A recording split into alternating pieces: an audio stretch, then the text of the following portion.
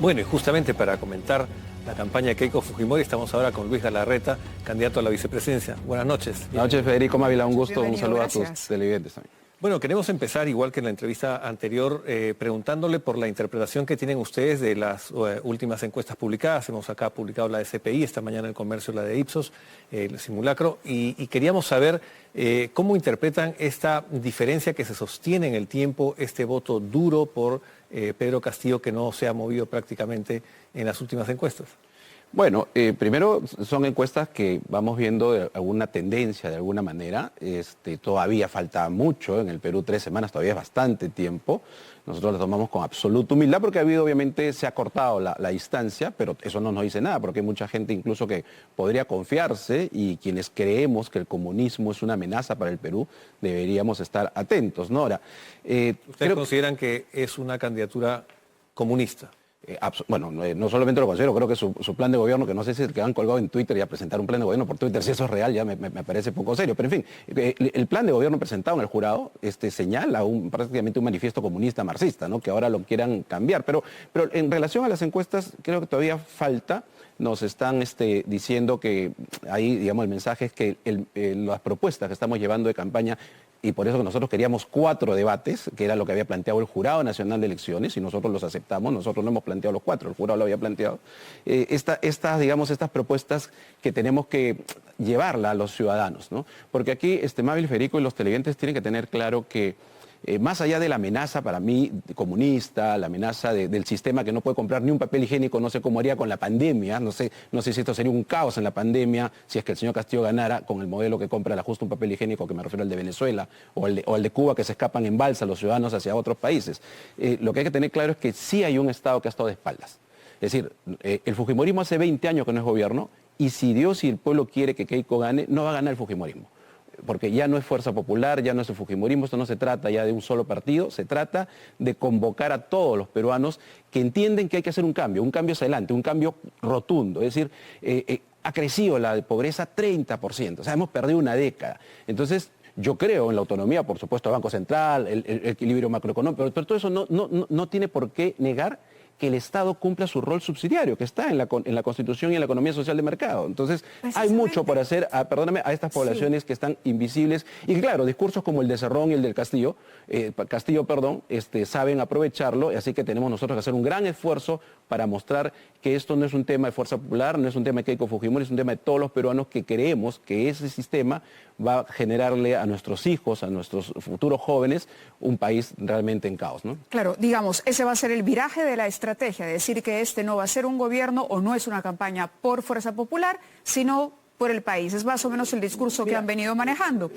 La pregunta es, usted dice, esta no es la misma Keiko que la del 2016, este no es el fujimorismo del 2016, este no es ese otro fujimorismo tampoco, es un nuevo, pero los cuadros, algunos nombres se repiten, Vaca Campodónico, en el caso de la señora Lozada. ¿Cómo creer que esta vez es un renovado? ¿Quién se encarga de esa renovación? Me parece válido y muchos televidentes pueden tener esa sensación seguro y es válido además por todo lo que ha pasado, pero quiero dejar claro que no es tanto la estrategia, pero cuando me hacías la pregunta, no sé si es el nuevo estrategia del discurso, mira, Keiko Fujimori ha comentado justamente, y te lo he dicho creo en tu programa y ha estado en Cuarto Poder también en otro momento, esta situación injusta, porque fue meter a una mujer 16 meses en prisión sin tener ni siquiera la acusación fiscal en ese momento, cuando queremos que el juicio continúe, con todo el respeto al Poder Judicial y a la Fiscalía, pero haberla metido presa injustamente, también le ha servido a ella porque ha crecido mucho, y yo lo he dicho en otros programas y no tengo ningún temor en decirlo, y hay que decírselo a los ciudadanos que todavía tienen la resistencia, que quieren defender al Perú el comunismo, pero se sienten... ¿Cuál es el grupo que está en el otro lado? El fujimorismo. Y tengo que pedir disculpas y perdón, por supuesto, que se cometieron muchos errores. Ahora, ¿no es estrategia? ¿Es otra Fuerza Popular? Sí. Este primer grupo que nos acompañó para redactar el plan de gobierno Rescate 2021, cuando incluso muchos otros con justa razón también estaban en otros partidos, ¿no? Muchos cercanos a nosotros incluso colaboraron con otros grupos. Entonces, los que han entrado en la primera etapa es gente que no ha pedido nada a cambio, que han hecho de manera desinteresada, y le agradecemos a ellos, para redactar este plan de gobierno.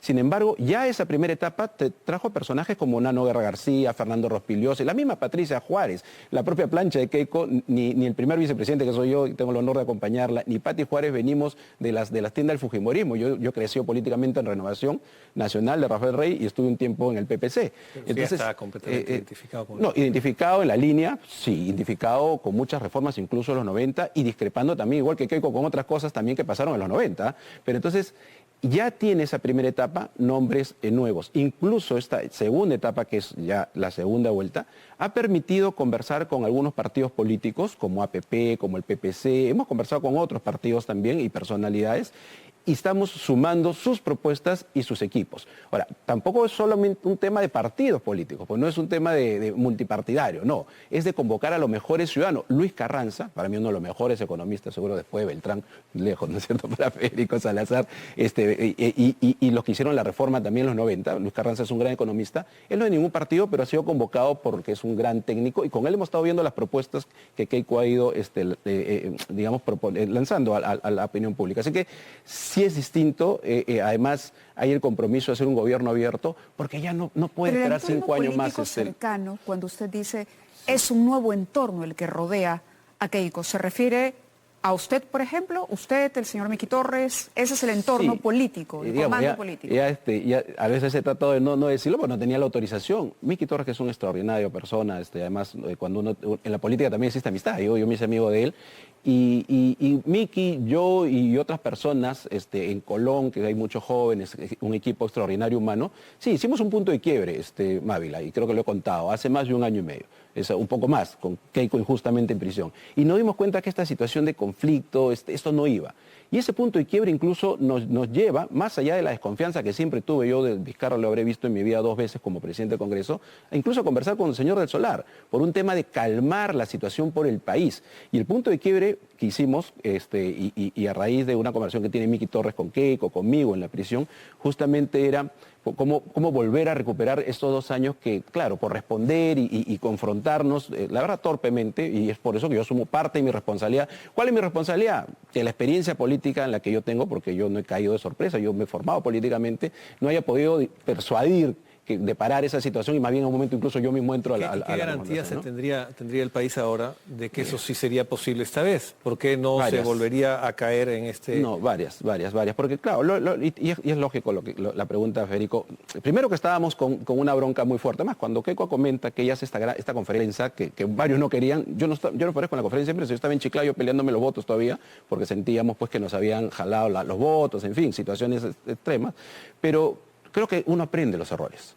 Y el Perú está justamente para quienes hemos tenido una oportunidad, no volvamos a perder esa oportunidad. ¿Cuál es la garantía, Federico? Primero, que claro, hay que cuidar un país en democracia, en libertad, para que ustedes como medio de comunicación primero fiscalicen.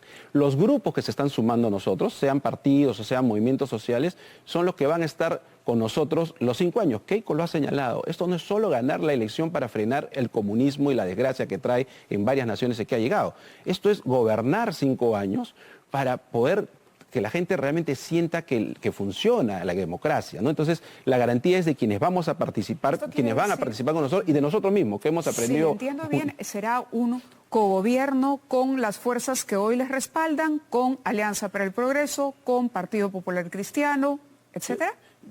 Bueno, si el término es cogobierno, yo diría un gobierno abierto, que es el término que hemos usado, donde incluso... Pero donde tendrán voz y voto. Por supuesto, y donde participarán los mejores peruanos, tengan una participación política o no tengan una participación política. Porque, a ver, claro, nosotros, el Perú urbano que crece, y por eso que hay esta desigualdad, y por eso que tenemos que hacer un gran esfuerzo para que sientan los peruanos que queremos hacer un gran cambio hacia adelante, hay que hacer reformas, todas las reformas que se necesiten para incluir a las poblaciones que se sienten alejadas del crecimiento, del desarrollo del país. Entonces, cuando uno ve, por ejemplo, claro, acá tienes mall, tienes cine y en el otro lado se te mueren tus 4 o 5 animalitos. Y claro, acá hacemos campaña de solidaridad, todos donan frazadas, la llevan, que el Estado no puede adelantarse para tener sitios donde tienen que ir reservorios de agua, canal de irrigación. Cuando se habla de derechos humanos, Federico, perdóname, un muchacho en silla de ruedas en un cerro, en el asentamiento humano que Sofía, por ejemplo, en Caraballo, ¿cómo se rehabilita si no puede bajar ni siquiera irse hasta, hoy día está en Chorrillos, ya no está en el Callao, el Instituto Nacional de Rehabilitación? ¿Qué tiene que hacer el Estado que está de espaldas? Descentralizar, poner en el hospital de Coyique, en el hospital de Villa El Sabor, igual en Ayacucho, ¿Cómo hacer ¿no? todo esta propuesta digamos, de participación del Estado en la situación que la pandemia nos deja, que es una situación de quiebre?